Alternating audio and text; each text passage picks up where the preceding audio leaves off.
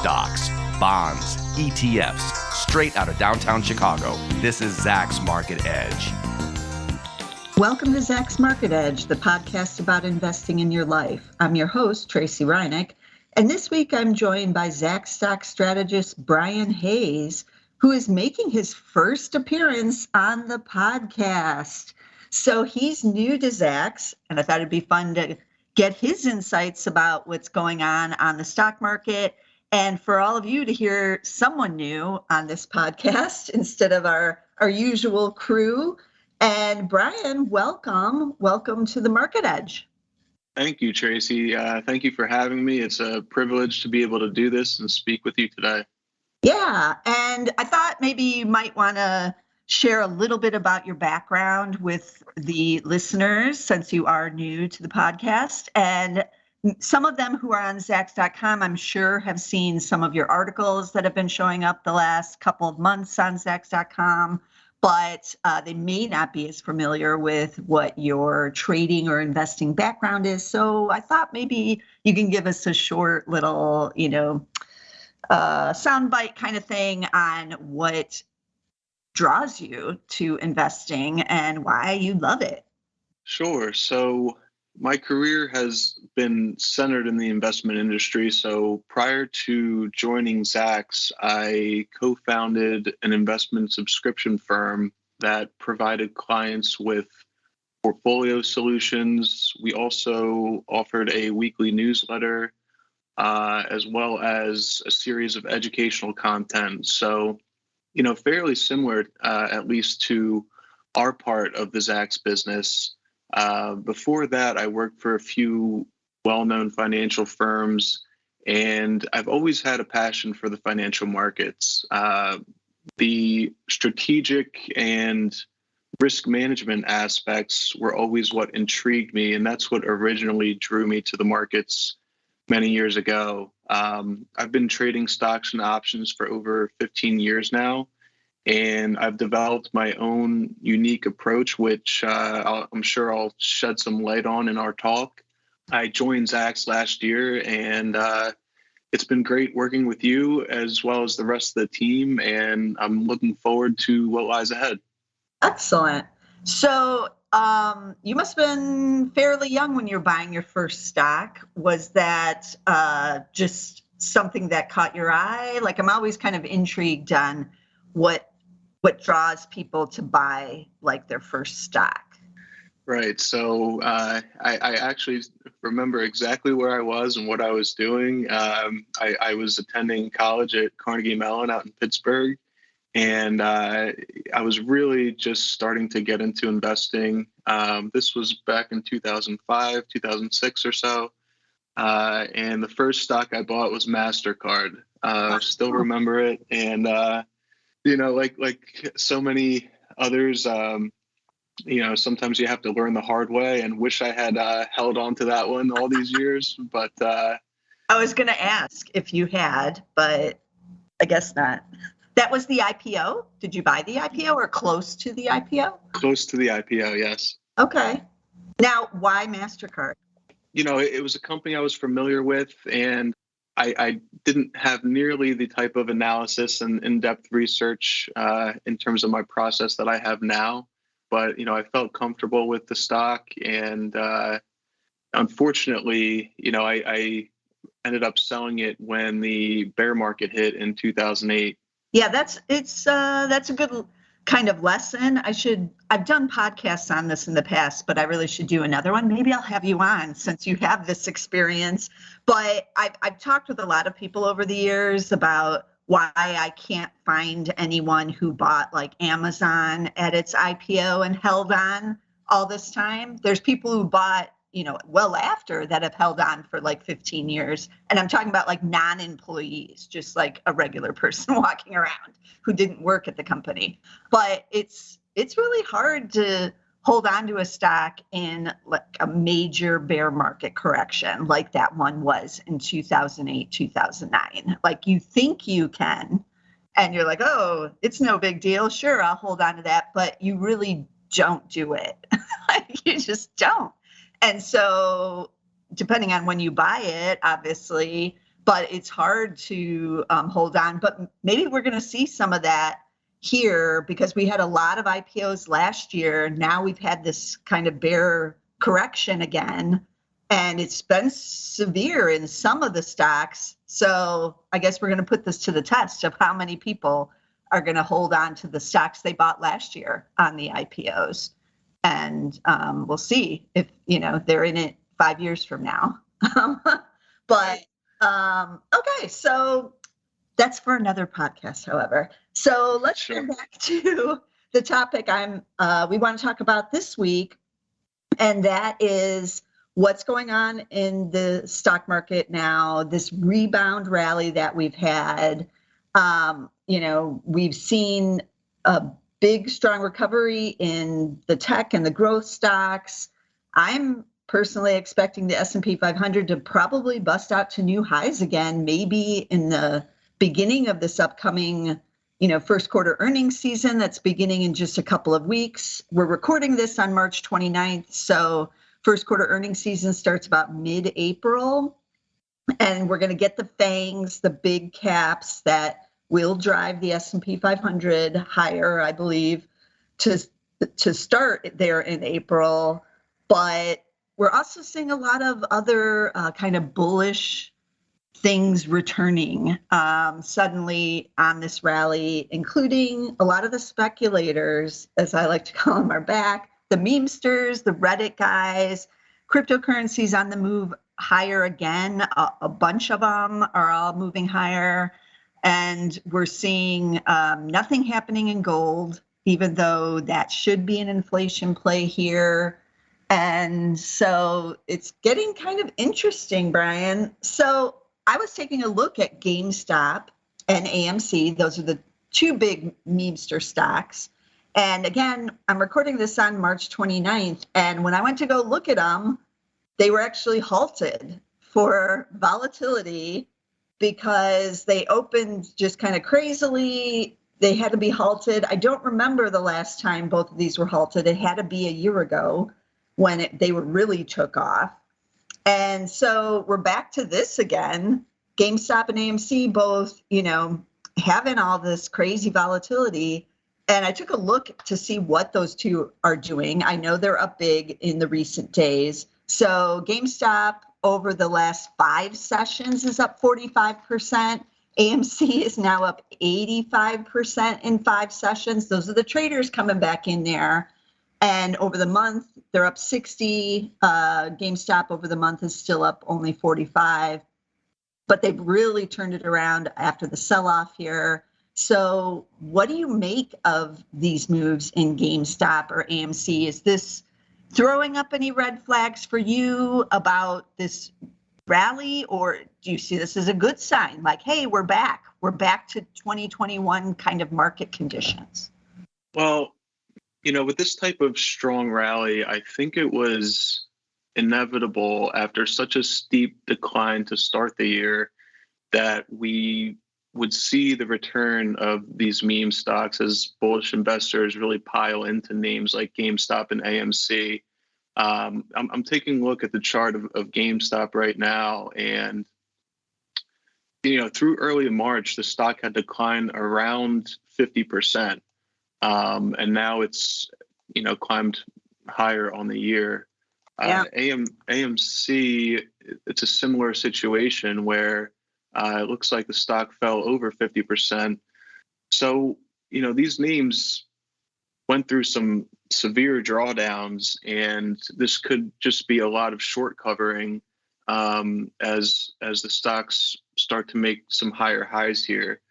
I also found quite interesting that some of the FAANG stocks have really shown some strength, and in terms of drawdowns relative to a lot of technology, they have held up fairly well. Apple, Google, Amazon, relatively speaking, have all held up fairly well through this. Yeah. And, I know that Apple, I was just taking a look at this yesterday, Apple's now 7.1% in terms of weight in the S&P, which is the largest weighting we've seen for any individual company going back to 1980. So I thought that was interesting. Wow. What was the highest in 1980? I'm not sure. Yeah, I would guess without actually looking it up, given what was going on in the late 70s, that maybe it was Exxon or maybe Mobil or maybe even a Chevron, because those Exxon and Mobil were two separate. But the energy stocks were about 30% of the S&P 500 by the end of that second oil shock. Everybody wanted to own them. Speaking of which, of first-time stock buyers, my dad actually bought Mobil Oil in like 1976, and it was hard to buy stocks back then, but even he like dove in because that's what everybody was buying. He did not hold it all those years, by the way. That's what I would guess. So it is interesting that now it's Apple after all this time. And one of the FAANG guys, what is that? That's says a lot right there. So do you think Apple is going to be busting out to new highs then, when it has its next earnings? It's not far off, right? Again, from testing those highs? Right. Yeah. It's only about, a few percent from the high that we saw, I believe in early January. So, it's right there. And we've seen a lot of buying in terms of the volume over the last few weeks. So, I do think that some of these tech leaders that have held up well will at least test, if not make new highs. Okay. So our conviction to stay in the sure things, as I like to call them, the FAANG man stocks, was correct. Like it has been true over the last 5 years or more that as long as you just kept holding on to these stocks, that you would be fine in the end. Yeah, I mean, these are some of the best companies in the world, right? They're even for their size, they're still growing at a staggering pace. And with the earnings picture still looking okay, albeit slowing earnings growth. I think these companies have acted as sort of a safe haven in the stock market. Does valuation on any of them concern you at all? Like Apple, I was thinking, it may pull back enough to get down to like 22 times forward or something because its growth has slowed, but it has not gotten that cheap. It was down only about 26 times, and now it's reversing and going the other way. Yeah, when I talk about valuation, to me, it's all relative. I try not to really dictate any decisions solely around valuations. In my experience, stocks can climb a lot higher even with relatively high valuations. So, to me, I would say if I were looking at an Apple or an Amazon or Google, investing solely based off if I believe that the valuation is too high is not something in my wheelhouse.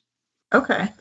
What do you think about the Meta platforms here? Obviously, it's the one that's been beaten up the most out of the FAANG mans, and it's actually pretty cheap on a forward PE basis. The cheapest it's been since, it IPO'd and then crashed down. So should investors who are interested in these sure thing type stocks, should they be looking at Meta and trying to add it here? Yeah, there's actually two stocks that sort of fit my criteria. So when I'm targeting new trade initiations, there's two trains of thought. One is we can stick with this year's leaders. So obviously energy and related sectors have done well. Oil industries, shipping industries. So names like Chevron. I did a bull of the day the other day on global ship lease, shipping company, or container shipping. So we can. What's the ticker on the GSL. Okay. GSL is the ticker on that one. So the first train of thought, we can stick with the leaders that have not only held up well, but have steadily advanced through the start of the year. or we can target names that have gotten very oversold, but are still good, solid companies that are starting to show signs of strength and starting to show signs of a turnaround. A name like Facebook or a name like Square, obviously completely different businesses, but when I'm looking at the price action, I'm seeing a lot of similarities. And despite some short-term weakness that I think will likely come in the next week or so, I do think that these names will have a solid April and that the rally will continue throughout that month. So backing up a little bit, and in terms of what to expect in the short term, for this rally that has taken hold over the last few weeks, we're at a point now where we're really testing some of the prior levels that marked some strong resistance back in early February. So right about 45.95 on the S&P. We actually broke through that today. Yeah. But there's still a few hours left in the trading day, and we've come down off the highs. So you caught me on a good day, Tracy. It's a very interesting day for the markets. And if we were to close in the red today, I think it's a sign of some short-term weakness. And just have a few stats here for you. So looking at the last 3 to 4 trading days of March, over the past 32 years, and this is courtesy of Jeffrey Hirsch, Stock Traders Almanac, over the past 32 years, the Dow has declined 21 times and advanced 11, with an average loss of 75 basis points near the end of March. So 0.75% the last 3 to 4 trading days of March. Excluding the advancing years, so excluding those 11 years where we advanced, the average decline is right around 1.5% for both the Dow and S&P. And with this recent rally and the strength that it's shown, I'd expect to see some short-term weakness here and a retest of some of those prior levels that we broke through, in recent weeks. And looking at next month, April's a very good month historically. It's the best month, in fact, for the Dow since 1950, averaging about a 2% gain. And notably, April's been up 16 straight years, and it's rarely been a quote unquote dangerous month. So, the signs are pointing to, in terms of seasonality, the signs are pointing to some short-term weakness here in the next week or so, and a continued rally into April. Thought that was fairly interesting. Yeah, I didn't realize April has been that strong, but that makes some sense since we're supposed to sell in May and go away. Right, and that's another point is the NASDAQ in particular tends to see its strength begin to fade at the end of April. Now, in recent years, May hasn't really been, the sell in May and go away hasn't really come to fruition, right? Right. Stocks have done well throughout the year. But this year could be one of those years where selling in May might be the thing to do in terms of short-term trading. And, as we zoom out a bit here and get away from the next few days or the next few weeks, we're in a midterm year, right? And midterm years on average, going back to 1950, this is courtesy of LPL research, we see an average pullback of about 17%. So we've already seen, a pullback in that realm with the NASDAQ, entering a bear market for a limited time. And after a year like last year that saw very limited drawdowns, it's not surprising that we were due for some volatility. But again, going back to 1950, there have been 18 midterm years with that average pullback of about 17%. And a year later, the S&P was higher every single time, and the median gain was over 33%. So, there's that old market adage, the stock market's the only place where things go on sale and people get scared. But I think, history has shown us that these types of pullbacks are buying opportunities for the long term. And when you can get a Facebook trading historically cheaply and on the way back up, it looks like here, it's a net positive for investors. So you mentioned just a little bit ago that you have the two different trading strategies, like you'll stick with this year's leaders in some cases. And then you mentioned Chevron. Should people be looking at energy still? It has had the big run. And then even over the last month, even with the Ukraine war and crude up above, basically WTI been above $100 for most of the last month. The energy stocks really haven't gone anywhere during the last month. They have year to date, but not during the last month. Should people be sticking with the energy trade here heading into the spring? It's a great question. And looking at the price of oil, I mean, you sort of see this upside down V. And in the past, that type of pattern has marked a top in commodity prices. So, energy has had a heck of a run. And I think in terms of entering new positions, I would be fairly cautious. It's also been interesting to see that metals haven't really, as you alluded to earlier, gold hasn't really acted as that inflation hedge and, hasn't really broken out apart from that early move in earlier March. It's sort of moved sideways. Same with silver. They were down a lot actually earlier today, and they've come up well off the lows.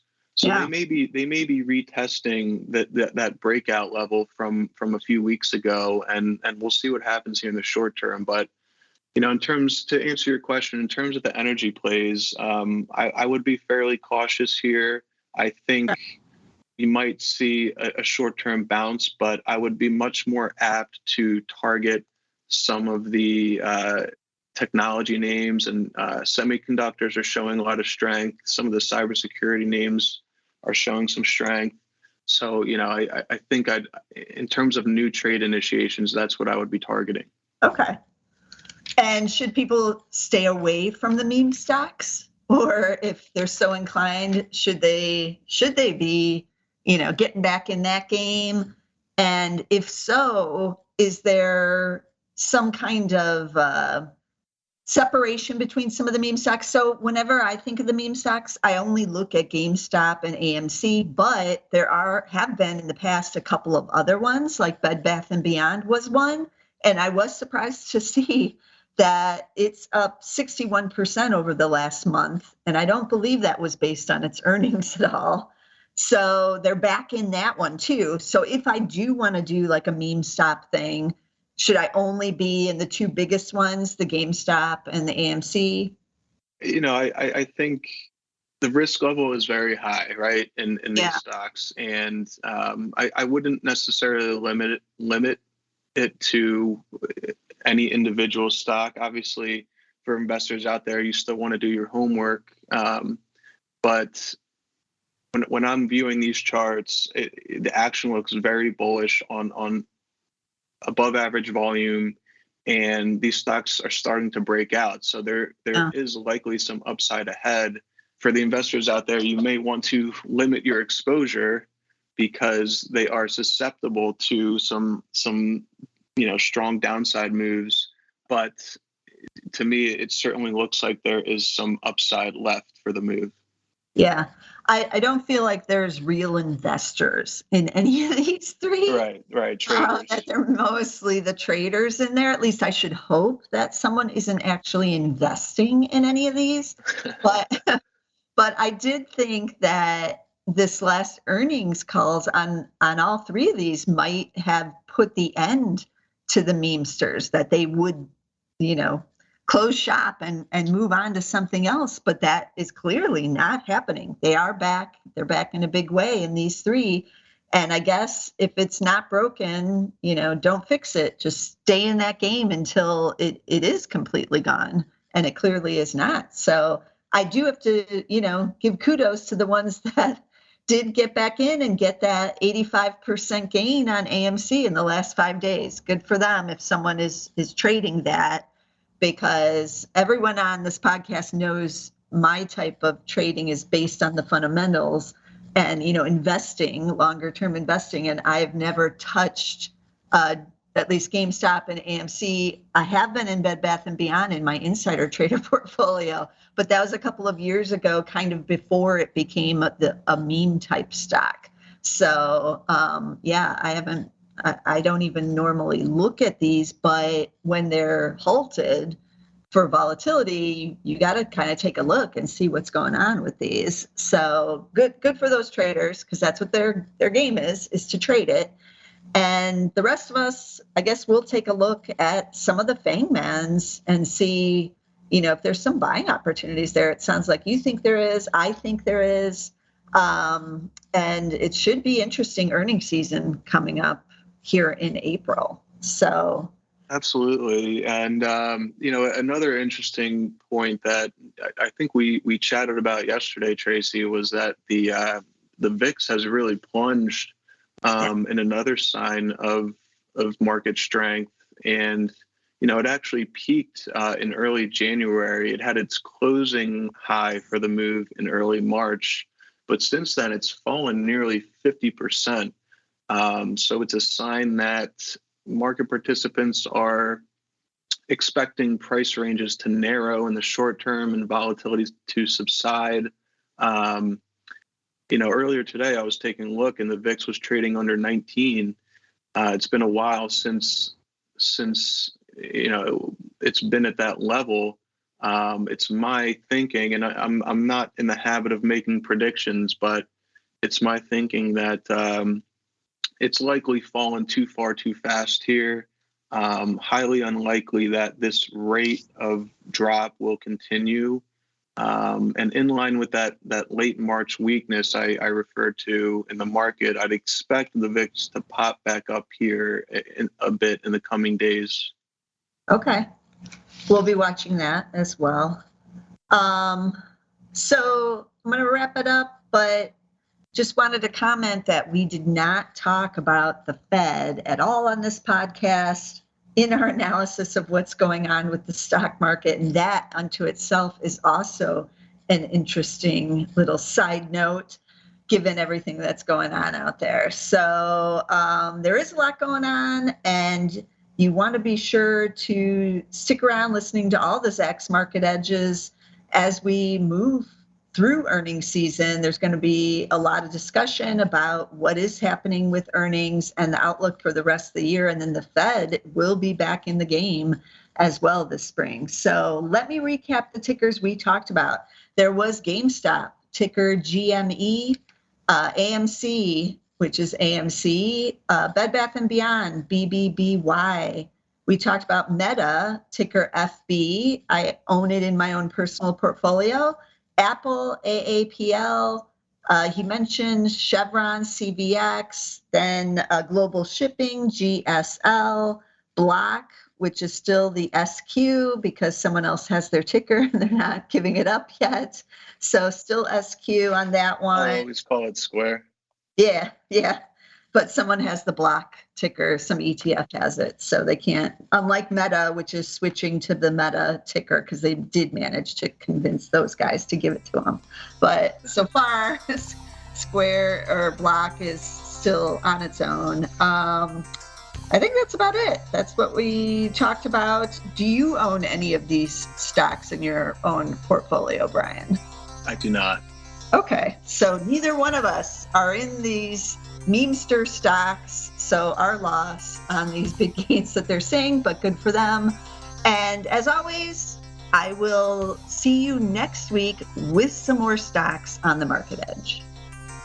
This material is being provided for informational purposes only, and nothing herein constitutes investment, legal, accounting, or tax advice, or a recommendation to buy, sell, or hold a security. Do not act or rely upon the information and advice given in this podcast without seeking the services of competent and professional legal, tax, or accounting counsel. Publication and distribution of this podcast is not intended to create, and the information contained herein does not constitute an attorney-client relationship. No recommendation or advice is being given as to whether any investment or strategy is suitable for a particular investor. It should not be assumed that any investments in securities, companies, sectors, or markets identified and described were or will be profitable. All information is current as of the date herein and is subject to change without notice. Any views or opinions expressed may not reflect those of Zacks Investment Research as a whole.